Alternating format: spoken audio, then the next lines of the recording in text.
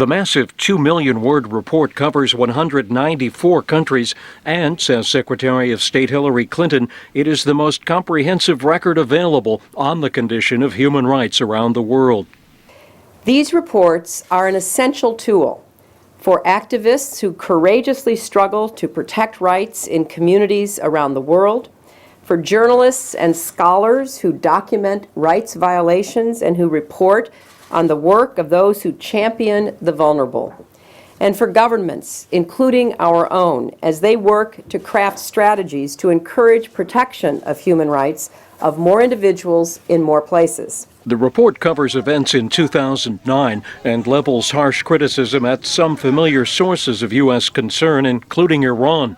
Richard Posner is the Assistant Secretary of State for Democracy, Human Rights, and Labor. Iran, an already poor human rights situation, rapidly deteriorated after the June elections. At least 45 people were killed in clashes. Thousands were arrested.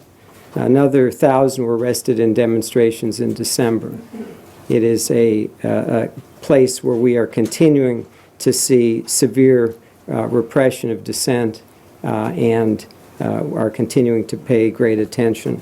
Iran is also cited for discrimination against women and ethnic and religious minorities, with President Mahmoud Ahmadinejad accused of fueling anti-Semitism. China is similarly faulted for increased repression of Tibetans and Muslim Uyghurs. Posner said pressure on civil society groups challenging Beijing government policies is on the rise. In the last several years, more public interest, human rights, environmental lawyers have been taking cases. Law clinics and elsewhere are springing up. There seems to be a real crackdown.